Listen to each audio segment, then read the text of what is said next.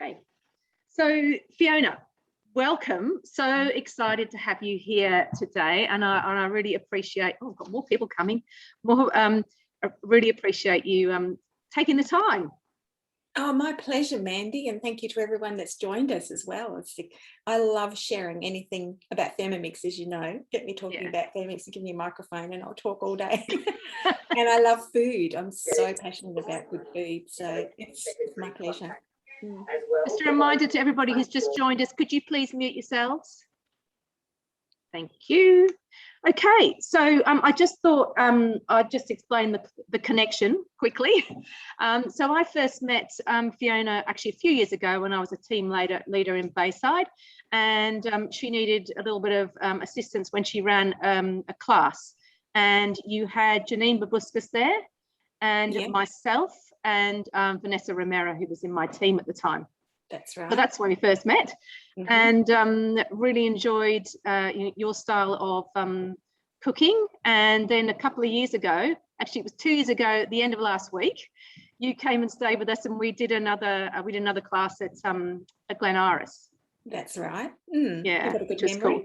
And well, and you came with a car. Your car was chock-a-block full of stuff because you were leaving Tassie at the time. That's right. I was heading north. Yes, so I was loaded to the hilt with my Thermomix in the back. So we'll just go back to just before that time. So can you just tell us a little bit about your history? You lived in Launceston for a long time, and you had an amazing restaurant there. Yes, I did. Yes, I was in Launceston for about 28 years. Wow. And in the restaurant, it was fine dining. So we really weren't worried about people's waistlines or health in any way, shape or form.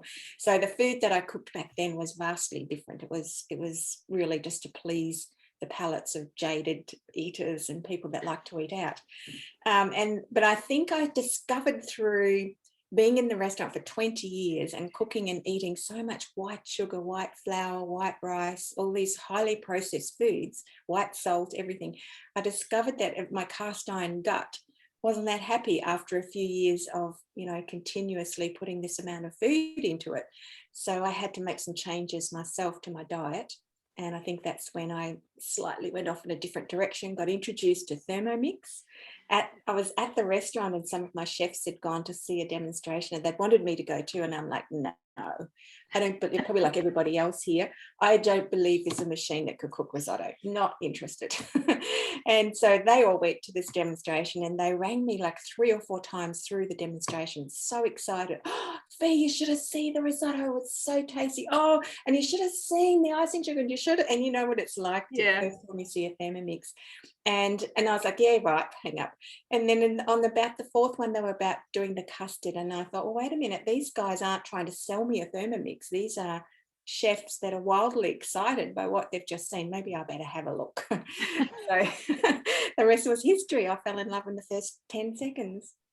And so just in regards to Thermomix, so we know what the history was, but some of the people on the call probably don't know what the history was. So what happened next after you discovered Thermomix? Yeah, well, after I discovered Thermomix, I was still working in the restaurant maybe for about 6 years, where I was just working as a consultant. Oh, first of all, I was just using the Thermomix, and then I joined as a consultant because I was inadvertently selling Thermomixes by raving about it to everyone. And Grace said to me, do you know how much money you could earn if you were actually getting paid for this? I said, no, tell me. And when she told me, I went, oh, I think I'll retire from the restaurant and join Thermomix.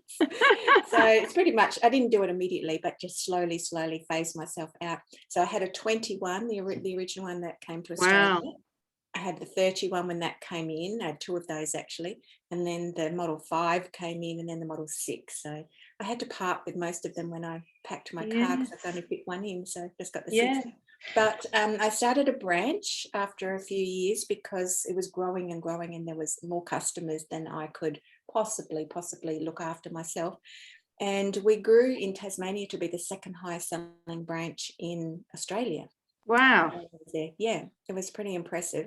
And I think that was just that we were also passionate about what we were doing, and we weren't actually selling the product as much as selling the solutions to the challenges people were having in the kitchen, and people were loving it. So yeah, we did really well down there. Fantastic. Well, yes, I've heard a bit, and I was actually looking in the anniversary cookbook, and there's actually a picture of Fiona in here. But as she said, her name has been spelled incorrectly. It's this one here. It's on page 57. If anybody's got the book, but as she said, they've spelled her name wrong. It has an S on it, and she said to me the other day, "There's only one of me." So, but she is in this beautiful anniversary cookbook. Definitely mentioned. Yeah. Oh, and while I was with Thermomix, of course, there was the Devil of a cookbook. Yeah, there it is. Yeah. Okay, unfortunately, I have to be truthful. It's not my copy. I don't own a copy, but I borrowed it from somebody. And yeah, I'd love you to talk about that and what you actually achieved with that. What was the purpose of it? Okay, so for those people that don't know, I was in Tasmania, and I wanted to give back to the community because I'd had such a wonderful 28 years there. And, you know, people were so generous and so helpful when I was starting both my businesses, the restaurant and the Thermomix business. And I thought, how can I help? Like, how can I really make a difference? And the Tasmanian devil was becoming extinct. And I saw on the news one day, some guy who was in his 70s was going to go to London to run a marathon to raise money. And I thought, well, if he can do it at 70, I can do it at 50. So I put my hand up to join him because he was looking to get a group of people to fundraise. So I became, a long story short, ran the marathon, survived it, became a official fundraiser and part of the board for the Devil Island Foundation.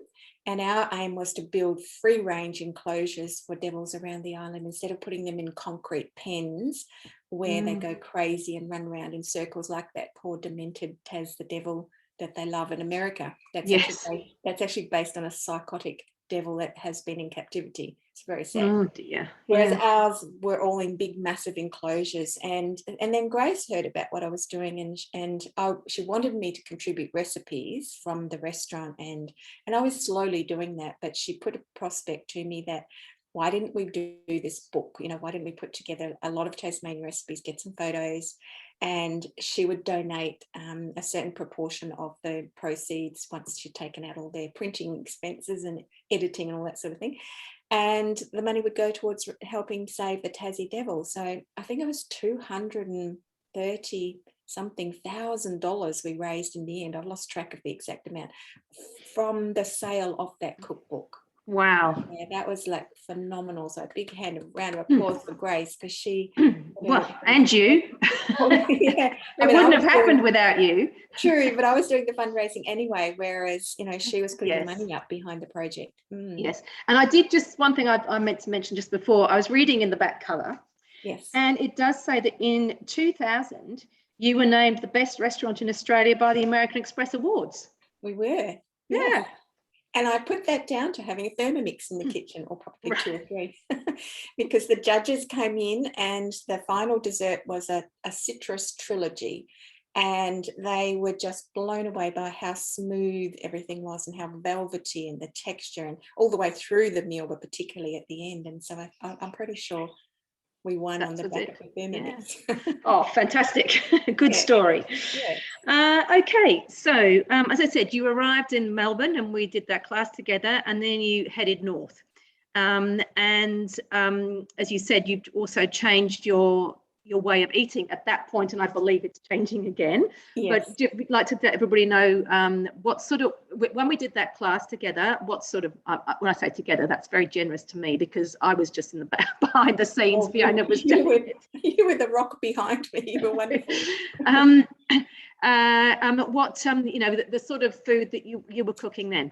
Okay, so I had discovered that wheat and gluten were not my best friends, much as I loved bread and things like that. Also sugar, cane sugar. I had a test done, blood test done, and cane sugar came up as my #1 public enemy. And I think that was only from overuse of it, because I used to be able to eat it, you know, copiously, and it didn't matter. But over time, what it does is erode the pipes on the inside, a bit like a drain pipe will get rusty from the inside where the water's coming down. Well, that's like our drain pipes, and slowly the sugar, the acidic acid in the wheat, phytic acid, and also dairy, were slowly eating everything away. So I had to take those 3 major things out of my diet. So for a long time, I ate grain-free, completely grain-free, completely dairy-free, or if I used dairy, it was only butter. because that has a lot of the solids, and well, it's got all the milk solids taken out, and it's a lot more calm on your digestive system.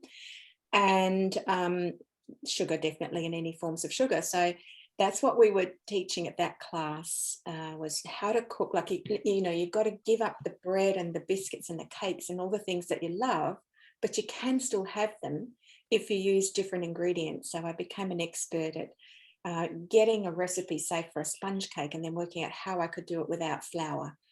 And while it didn't always come out exactly the same, because otherwise everybody would be doing that, it was still passable, and it still satisfied those people that couldn't have dairy, wheat, or any gluten for that matter, and sugar. So how did you make a really light sponge cake with without you know, I mean, because often, to me, gluten-free, a lot of the foods you use the nut meals and things like that. So Yes, so how do you make a really light gluten-free cake? Yes, it's quite challenging. It's quite difficult to do. And I can't say I have actually made it. As I said, they're not exactly the same, but it's similar flavour and texture. I used a combination of tapioca flour. Yeah. At that stage, I did use potato flour as well. Yeah, right. I think there was 3. What was the third one? I'm trying to rack my brains now, because I have to think what it was. Yeah. But it was passable, and with lots of jam and cream, and, you know, jam without sugar. It was beautiful. And coconut cream. When I say cream, I just use that term generically now. Yeah. Monty, can you? Oh no, Monty, can you please mute yourself? Just all right. Thank you. Okay, so then after we did that, you headed north and ended up in Queensland. I did, yes. I decided, I had been running health retreats while I was in Tasmania on the back of me changing my diet and just saying, you know, I'm not a dietitian, I'm not a scientist, I'm not anything. This is what happened for me. I lost 15 kilos. I started to look 10 years younger than I had. And so I was just sharing what I'd learned, and I was loving it, loving it.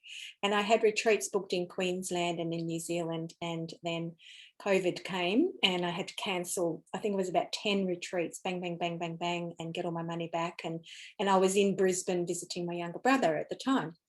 And he had just moved into a 2-bedroom apartment, but he was 168 kilos. Wow.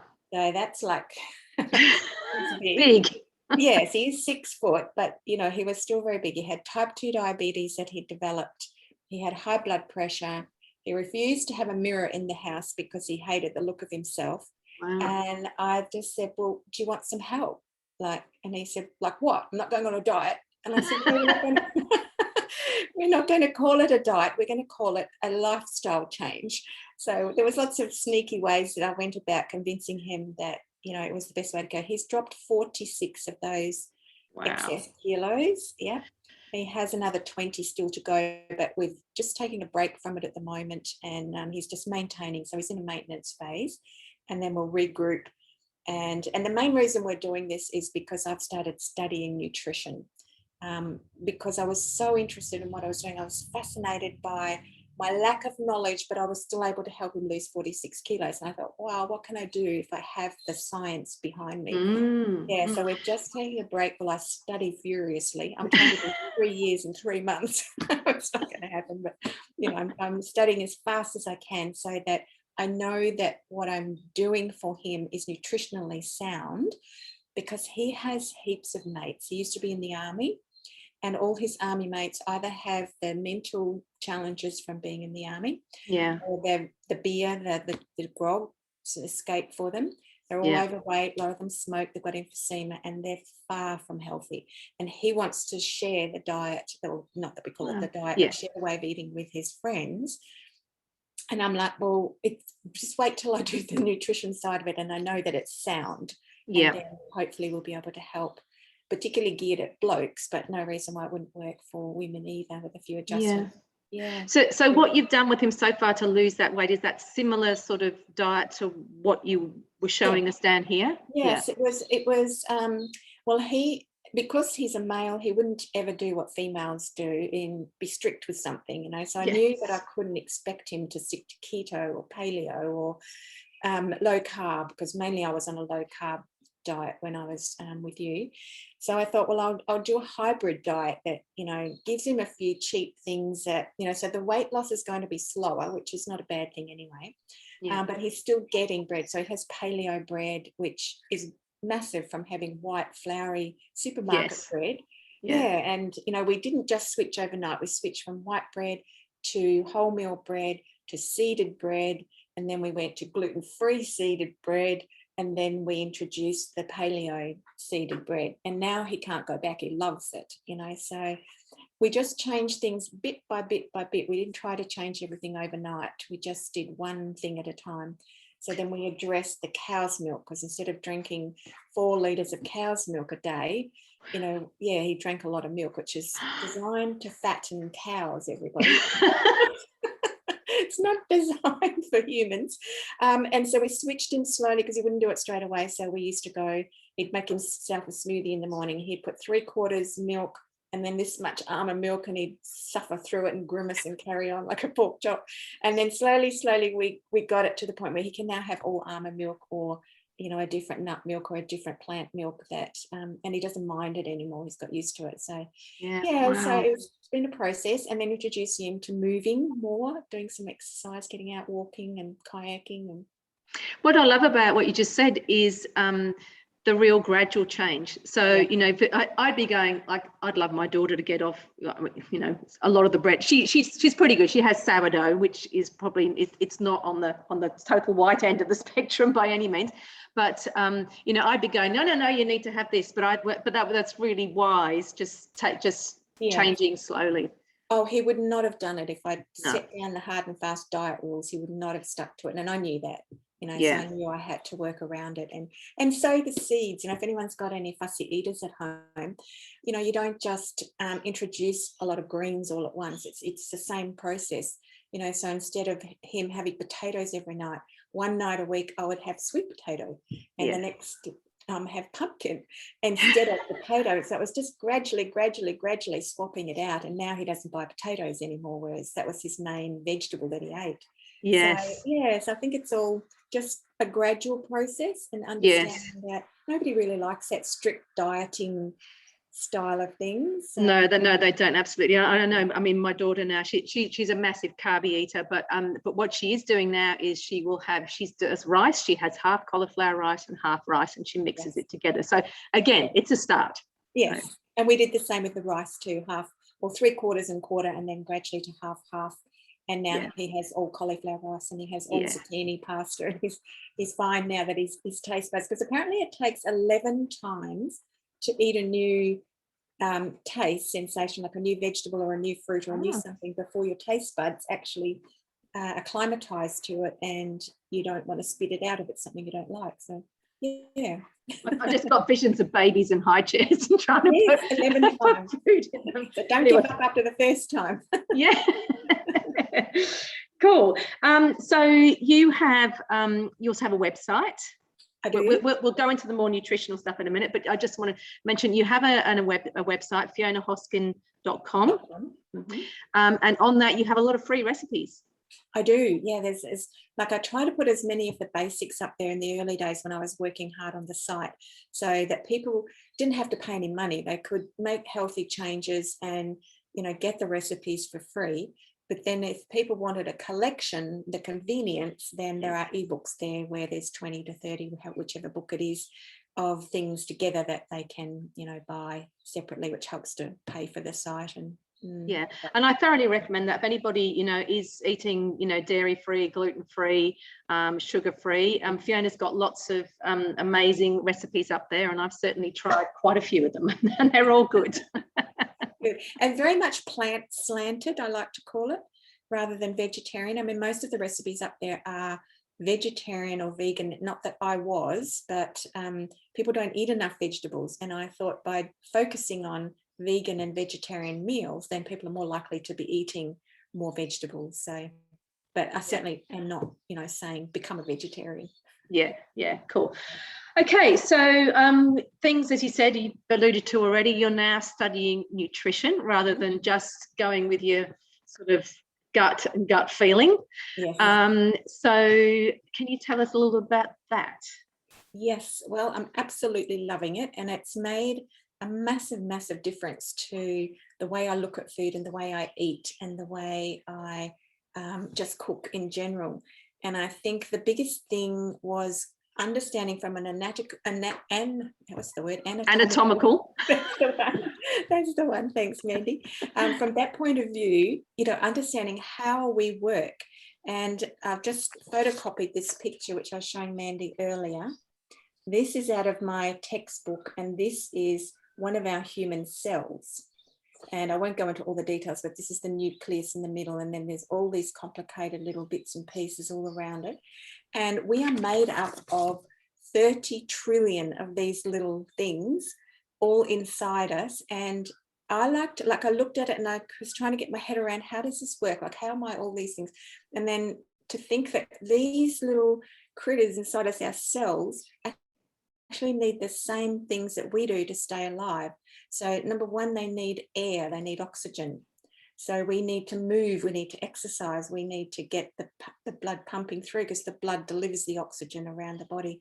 They need oxygen to survive. If we become stagnant and sedate and don't move enough, then our cells don't get enough oxygen, and they slowly shrivel and die. And I mean, they die anyway because it's a secular thing, but they die faster than they should. So they need air, they need water, and they need clean, filtered water. Sorry, not unfiltered, filtered. If it's unfiltered, it's got chlorine in, and chlorine, when you think about it, is added to the water to kill the bacteria in the water. So we need the bacteria. Yeah, so if you drink unfiltered water, then it is definitely the chlorine going through your system is going to poison some of the bacteria inside you. So they need air, they need water, they need nutrients, and they need good nutrients. They need a whole range of all the minerals and vitamins known to man to function properly and to thrive. And the last thing they need to do is to eliminate their waste. Yeah. So you think of them as like little people inside you that need the same thing that you do. And so then if I pick up something, I can say, is this going to feed my army? Or is this going to knock some of them off? So you can make a more educated decision when you understand what feeds your body and why, your whole health and your whole life really depends on how healthy your cells are and how you are susceptible to diseases and things like that. So that made a massive difference. And then also understanding that we have like these 30 trillion cells that make up our body, and we have 3 times as many bacterium and organisms living inside our body in what's called our microbiome. And we can either have good bugs or not so good bugs living in that microbiome, and they are the same. They need air unless they're anaerobic, they need water, they need nutrients, and they need to get rid of their waste. So they need the same things pretty much as our cells and our body go. And understanding that as well was like a massive, massive eye-opener for me. I'm like, oh, I get it. I get it why we need to drink 8 glasses of water a day, because if we don't, then we're not filtering the blood, we're not getting the oxygen through, we're not cleansing, we're actually going to drown in our own poop inside our body because it's not going to get moved out. Our lymphatic system is like our sewage system, and it clears the gunk out as well. And if we're not moving, our lymphatic system doesn't have a pump, and the only way it can move is if we get a massage or we move. So if you can't be massaged all day, you've got to move. Be a bit expensive, wouldn't it, if you had a massage all day? Yes, it'd be lovely to have someone walking around behind you massage. Well, you and I are both lucky though, because we enjoy getting outside and in nature and moving. So that's good. So how so what sort of food are you eating now? Has that changed your diet, or has it just made you understand it better? It definitely has changed my diet, Mandy. That's a good question. I have a lot more variety now because I understand that those bacterium in there, if you think of the Candida bacterium, for instance, everybody has probably had a little flash in the pan with Candida and thrush at some point in their lives. You're lucky if you have it when you get to this age. They love sugar. Yeah. And so if you eat a lot of sugar in your diet, then they get plumper and plumper and bigger. And it's like us, so they're expanding, they're pushing out other bacteria because there's no room left for them because they're hogging all the space and then when we go off sugar, what they do then is send messages to the brain saying, we're starving, eat sugar, eat sugar, eat sugar, we need sugar. And so your brain picks up the messages because everything's connected, and you get these terrible urgings to eat more sugar because that's a sugar craving, because these bacteria are screaming out for food. If you stop feeding them sugar and start eating different fruits and vegetables and different things, a different kind of bacteria will be able to grow and push out, and the sugar ones will eventually die off and stop screaming for food because they'll be the minority.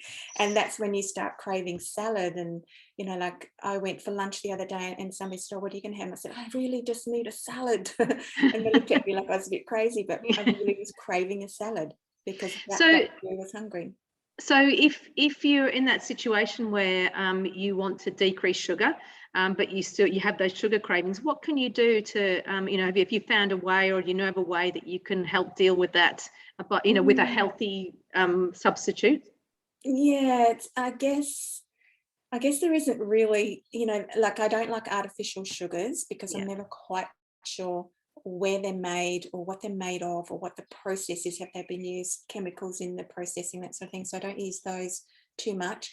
I think I tend to, if I need something sweet, to have pure maple syrup or coconut sugar would be the two. Yeah, but again, keep it to a minimum so they don't, because it's still feeding that bacteria with sugar. Yeah. So I think there's just using lots of side tracking techniques, like have a glass of water, think about, wait half an hour, whatever you can do to get past that. There are minerals like chromium. If you get you'd have to speak to somebody like a nutritionist or a naturopath or someone that can help you with that.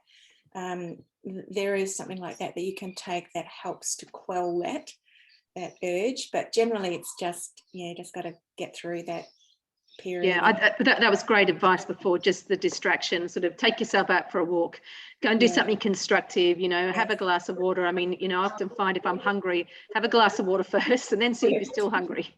Yes, or grab a carrot, because carrots are quite sweet when something like that. So you've still got sugars in the fruits and the vegetables, but not as much as in the actual sugar. Yeah, absolutely. So tell me sort of a day in the food life of Fiona Hoskin. Okay. So one thing I do now is I have an apple a day almost, which... Sorry, hold on 1 second. Jen, sorry, I can do it from here. Done it. Yeah. So I have an apple a day pretty much nearly every day now, which was one of the fruits I had cut out, and I was only doing berries on the low carb eating plan. So what made you bring that back in? Apples are so full of prebiotic food, which feeds the gut bacteria to have a healthy gut. So I always choose little old-fashioned organic apples, so they're not big. I don't think I could eat a massive big apple anymore. No. Yeah, and sometimes I'll stew them and cook them with, say, millet and have a porridge of some sort with the apple in it. But generally, I try to have an apple a day. Mm-hmm. I try to have, with every meal that I have, a tablespoon of healthy fat at every meal, because I found, not everyone's body copes with animal fat that well. It is a saturated fat, and while it's not necessarily bad for you, in excess it is. Whereas that is more of the omega-6 fat as well, whereas omega-3 is the fatty acid that we're all desperately short of, and we just need to eat more of it. So that's the flaxseed oil. So if I've made a porridge of some sort, I'll just use a tablespoon of flaxseed oil and stir it through it. It's the ghee. I've just made some gorgeous ghee in my Thermomix. Oh, I love it. I could eat that by the spoonful. Yes, that's what I cook my prawns in. I cook them in that, and then I eat everything with it. It's the olive oil. It's the good oils that give us. It affects our skin, our hair, our bones, everything. It's just so good for us. Omega-3, and we don't get enough. Seafood, of course, but when you don't live near the sea, that's why I had prawns today. But generally, it's you're lucky in Tasmania. Near Tasmania, you've got the coastline there, and you get Tassie fish. Yeah. Apart from that, what else do I eat? It would, as a rule of thumb, I try to do 2 fruit a day. Right. And I try to go for the lower sugar ones. So that doesn't mean I won't ever have watermelon or mangoes. It just means I'm aware of how much sugar, fructose is in them. So I'll have it as a treat rather than a chocolate bar. A mango will be a treat, or a piece of watermelon is a treat. Not every day. I have tried to have about 3 cups of vegetables a day. Yep. And that could be salad with lunch or with dinner. I don't always stick to 3 meals a day. I eat when I'm hungry. Yeah, okay. Because, this old thing that, you have to have 3 meals a day. Who says? I know, we've been trained from a young age, haven't we? Yeah, we have. So eat when you're hungry. And they say that you should eat only the quantity of the stomach. And if you clench your fist like this and put that just there, that's the size of your stomach. So you shouldn't eat any more than that. So even if you're having a massive big salad, you crunch it down and it's more than that, then you've overeaten. And if you overeat, then your body has to store it as fat, even if it's good food. Right, okay. So Yeah, that's good. And the thing I always think too with portion size is to just have a slightly smaller plate. Yes, it looks bigger. Yes, looks like you're eating a full plate. Eat more slowly, because we all gobble and eat too quickly. Yeah. I was the worst one there. No, you're not. I think I'm worse than you. I'm terrible. As a chef, when you're cooking, you've got 5 seconds to eat before the customers arrive. So you inhale your food and expect your stomach to suddenly process this huge chunk of meat you just swallowed whole. It's just ridiculous. So yeah, slow down and eat. Use different fruits and vegetables so that you've got the variety. So at the moment in there, I would have, say, today I had bok choy, broccoli, parsley, and onions today. And then tonight I might have sweet potato, cauliflower, asparagus or something else. So I have maybe 12 different vegetables and I rotate.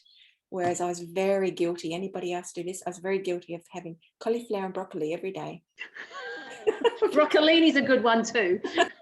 Yeah, because it was in the fridge. I didn't want to waste it. It was just me. So, but now I buy smaller quantities in fruit and veggies places where I don't have to buy the big bags of things, and have lots of different kinds in there. Much better. Okay. And so you haven't mentioned meat. Oh yes, protein, about 100 to 150 grams of protein generally with each meal that you have is a good rule, because protein, it gives you the energy, and you really need to have it of some sort. So even if it's nuts, if you are a vegetarian, you can get it from nuts, from legumes, from things like that, or meat. Just try to get organic and free range if you can. You're avoiding the antibiotics and the pesticides and the chemicals that makes brain feed the cat. Okay. And so Fiona, what's next after this? So are you going to develop a program for people like your brother? Yes, that's my dream, is to help him to lose the extra 20 kilos, and then use his before and after photos to show people, this is what you can do by just changing the way you eat and changing your lifestyle, and helping. It's also, we're very much gearing this towards mental health, because the returned soldiers are definitely, suffering from mental health issues. They've been through terrible times. They have, and not just when they've been in active service, but just been in the army. Yes. And the discipline and the, whatever they go through is not very pleasant. So we're aiming it around. So we're working on the fact that the gut and the brain is connected. Yep. And if we fix the gut, and then we work on the mind. So we also do a bit of positive thinking. That'll be part and parcel of the program, and hopefully the program will then help a lot of people to reverse their type 2 diabetes, get rid of their high blood pressure, and find health.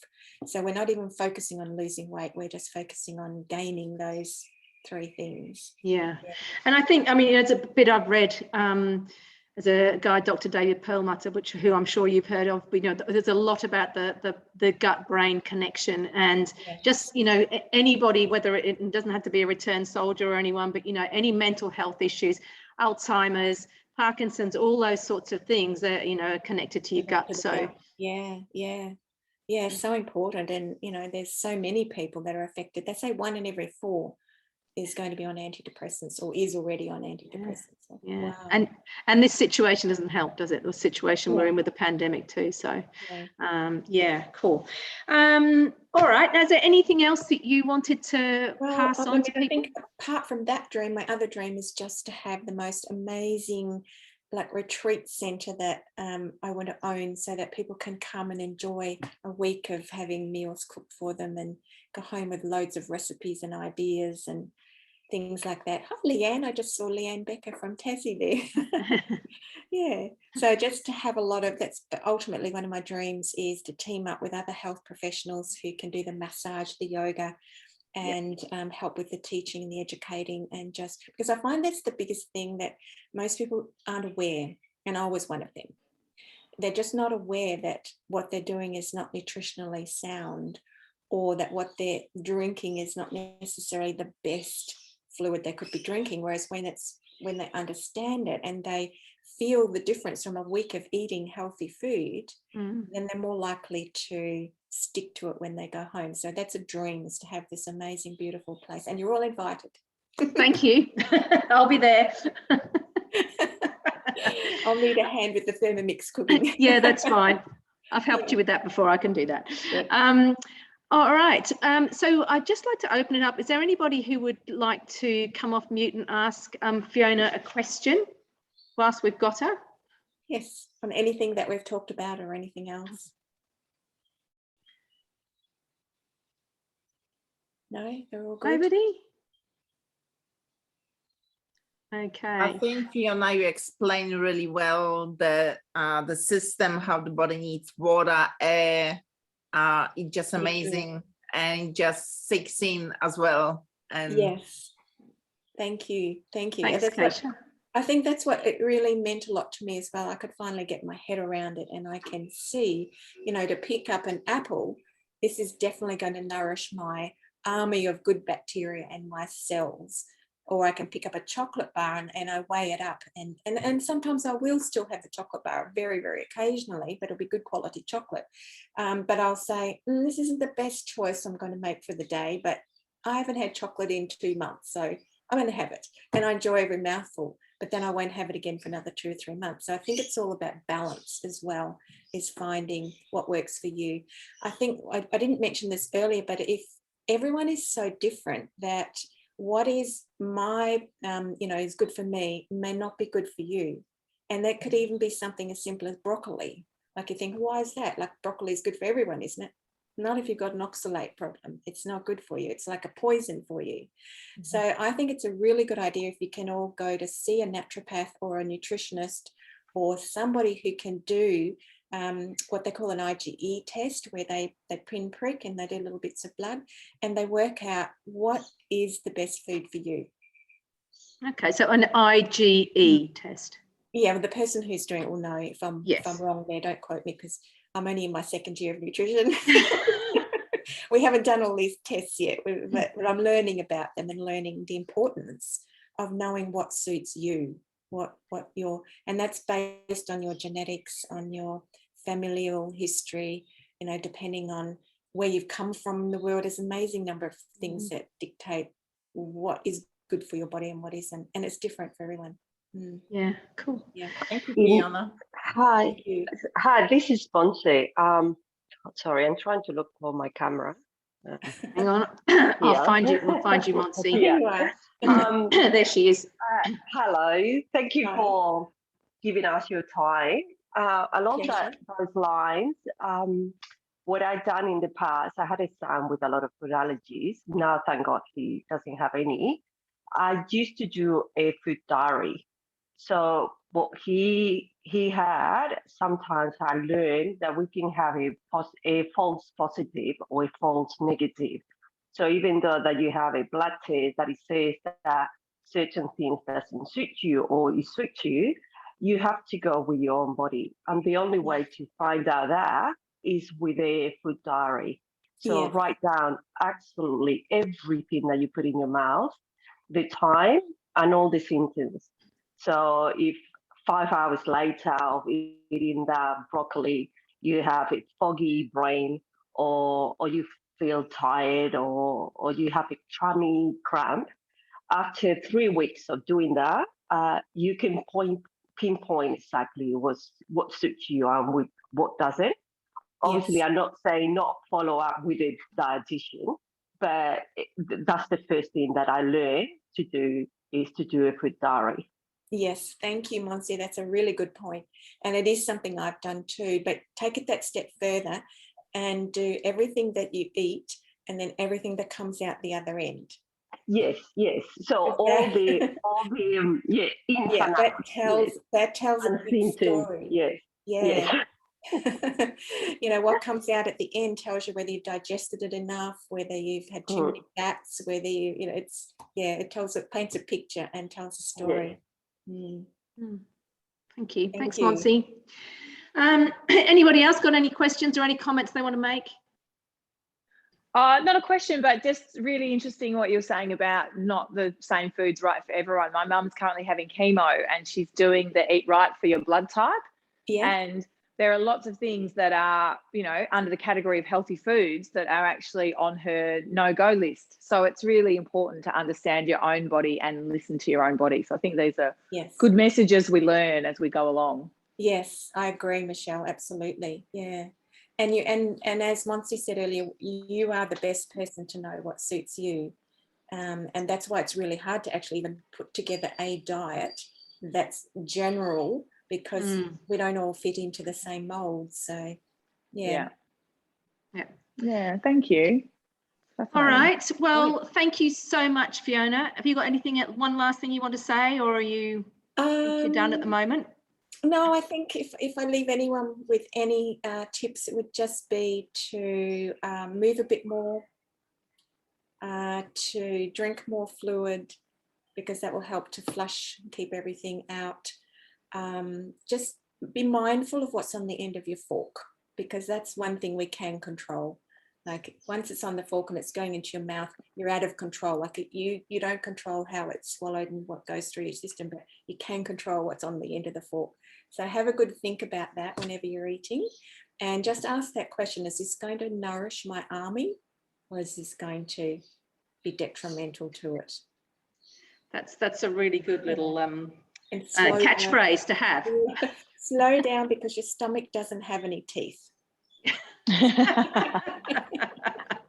That's a good one. Fantastic. Well, we all appreciate you giving your time today. It's been fantastic to have you on board. Really good to catch up. Yes, and one. Sorry? You had a good birthday the other day. I had a lovely birthday the other day, thank you. And one day, hopefully, we can be in the same state and actually finally have a walk together. That sounds like a wonderful thing. And then one day when my clinic is open, yes. Yes, we can come up and do a retreat. Yes. Fantastic. So thank you so much for having me. Thank you, everyone, for joining. Yeah, thanks, everyone. And so FionaHoskin.com if you want to get any recipes or get any of Fiona's books. Thank you. Thank you, Mandy. Bye. Thank you. That was awesome. Bye.